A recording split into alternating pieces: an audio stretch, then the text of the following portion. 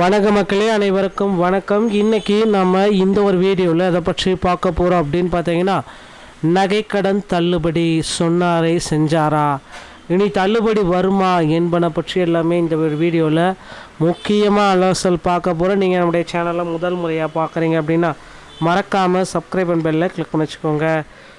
So தேர்தல் time நெருங்கி விட்டது. ஸோ இதுக்கப்புறம் பார்த்திங்கன்னா அந்த நகைக்கடன் தள்ளுபடி அப்படின்ற ஒரு அறிவிப்பு இனி வராமலும் போகலாம்.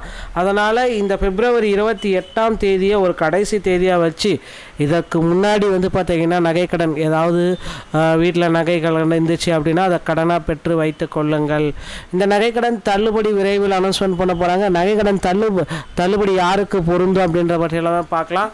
ஸோ நகைக்கடனை பொறுத்தவரைக்கும் இப்படி தான் இந்த டைம் டெட்லைன் அப்படின்றதுனால இந்த டெட்லைனுக்குள்ளார நீங்கள் இந்த நகைக்கடனை முடிச்சு ஆக வேண்டிய சுச்சுவேஷனில் இருக்கீங்க. ஸோ கண்டிப்பாக பார்த்திங்கன்னா நிறைய பீப்புள்ஸுக்கு இந்த நகைக்கடன் தள்ளுபடி அப்படின்றது இன்னும் தெரியாமல் இருக்கலாம். ஸோ அதனால் கவலையை விடுங்க. நகைக்கடன் தள்ளுபடியை கொடுத்த ஒரு சில அறிவிப்புகள் எல்லாமே கொடுக்க போகிறேன். ஸோ நீங்கள் நம்முடைய சேனலை முதல் முறையாக பார்க்குறீங்க அப்படின்னா சப்ஸ்கிரைப் அண்ட் பெல்லை கிளிக் பண்ணி வச்சுக்கோங்க. சொன்னார் செஞ்சார் தங்க நகை கடன் தள்ளுபடி 11.70 லட்சம் பேர் பார்த்திங்கன்னா பயன்படுறாங்க.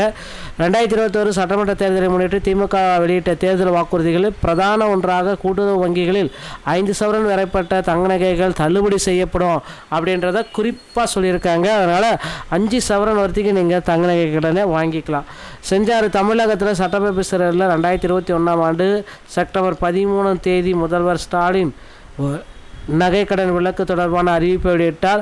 அடுத்த 2 மாதங்களில் நகைக்கடன் தள்ளுபடி திட்டம் நடைமுறைப்படுத்தப்பட்டதுங்க.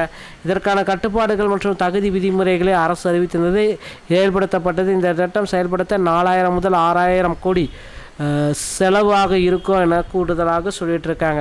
இந்த திட்டம் ஏழை மற்றும் நடுத்தர மக்களுக்கு பார்த்திங்கன்னா நிதி சுமையை குறைத்து வட்டியை சுமையை நீக்கி ஆயுள் கடனிலிருந்து லட்சக்கணக்கான கடனை விடுவித்திருக்கிறது. இந்த திட்டத்தின் மூலம் பயன்பெற்ற ஏராளமான நடுத்தர குடும்பத்தை சேர்ந்த மக்களில் சிறுக சேமித்து வைத்த பின்னர் நகைகளோடு முத்தாய் அமைந்ததுங்க.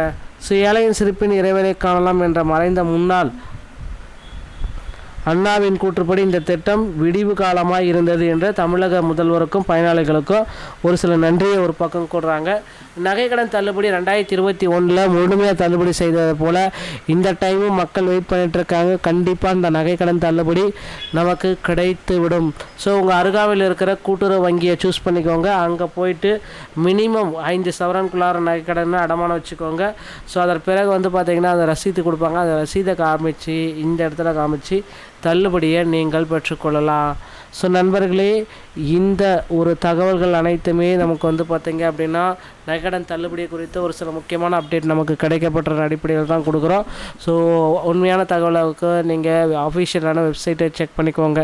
ஸோ நகைக்கடன் தள்ளுபடிகள் நகையோட ரேட் பார்த்திங்கன்னா நாளுக்கு நாள் விண்ணை எட்டும் தூரத்தில் போயிட்டுருக்கிறது. அப்படின்னால நகைக்கடன் தள்ளுபடி குறித்த ஒரு மாபெரும் அறிவிப்பை அறிவிக்க போகிறாங்க. ஸோ நண்பர்களே, ரெடி ஆகிக்கோங்க. வீடியோ உங்களுக்கு பிடிச்சிருந்தால் நீங்கள் என்னுடைய சேனலோட இணைந்திருங்கள். மீண்டும் ஒரு நாள் தமிழோட நான் உங்களை சந்திக்கிறேன். நன்றி, வணக்கம், தேங்க்யூ.